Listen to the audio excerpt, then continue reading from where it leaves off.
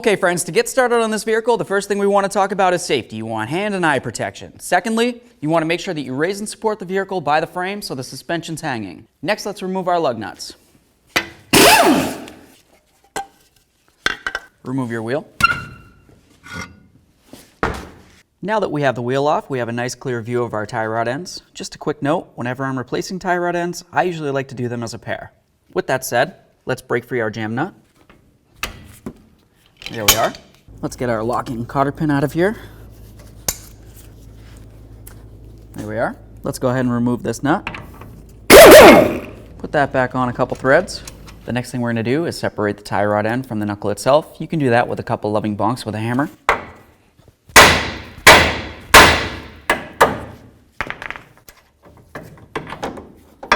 Unscrew the outer tie rod end and make sure you count the threads as you come off. 1, 2, 3, and so on. 22 for me. The next thing we need to do is remove our jam nut from our inner tie rod end. I'm going to hold that inner tie rod end with some locking pliers. Next, we're going to remove the clamp that holds our bellows boot to the inner tie rod end. So now if you follow your boot towards the inside where your power steering rack is, you're going to find that there's a little lip right here. You're going to want to just kind of have a nice pry bar like this and a hammer, and we're going to break that free. It's not reusable, so you're going to have to replace it with something different. Now let's go ahead and grab onto that boot, give it a nice twist to break it free, and we're going to try to pull it off at the inner tie rod end. There it is. Double check your boot, make sure it's not worn or torn in any way. If it is, you'd want to replace it. This one looks great. Now we have to unscrew our inner tie rod end from the rack itself. To do that, you can use a tool that looks like this. It's just going to go around the bobble down here.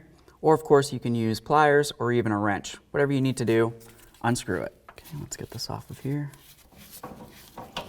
Now that that's off, I always like to clean up the mess that might be around the area. Clean up the threads and then of course around it. Time to start in our new inner tie rod end. I like to use a little bit of thread locker, but we'll call it your prerogative. Once you have it bottomed out, just make sure you go ahead and give it a little snug. Your inner tie rod end came with some grease. You're going to use that right along this area right here, and then a little bit on the inner tie rod end shaft. I like to use a nice brush. I'll have to get it on my hands.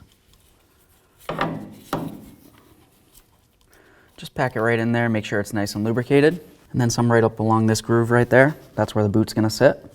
This is going to help your alignment professional. The next thing we need to do is prepare our boot so it can be mounted. Take a nice wire tie. I'm just going to start right on here.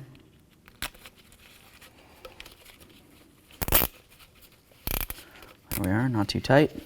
Do the same on the other side if you're not reusing your clamp. Take your boot, we're going to slide it right on there.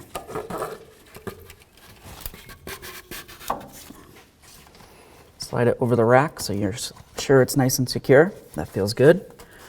We're going to slide this forward end so it goes over that little lip. You can see it right there. Put it right up against it. Perfect. Make sure your boot's sitting perfectly on the rack. And now we're going to snug everything up.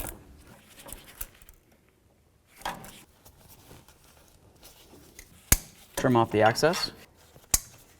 Next, we're going to put a little bit of grease or copper never sees on the threaded area here.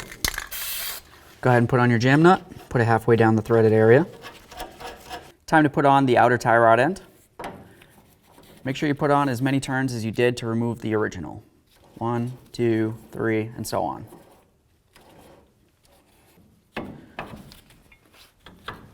That should line up perfectly. If it doesn't, you might have moved this a little bit or you might be off.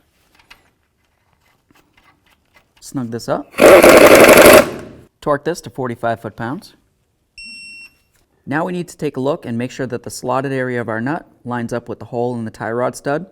If it doesn't, you need to continue tightening until the first one does.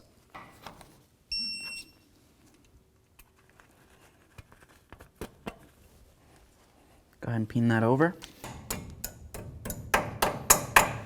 Now it's going to be time to tighten our jam nut. To do that, you want to hold your tie rod so it can't spin because you don't want to damage the ball and socket area. Now let's go ahead and snug this. There we go. If your tie rod's crooked, just make sure you straighten it out so it's level with the ground.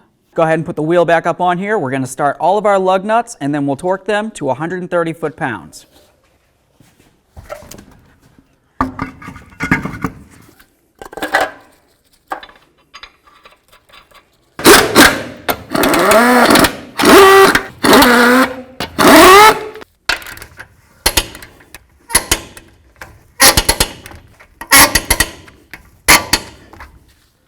Torqued.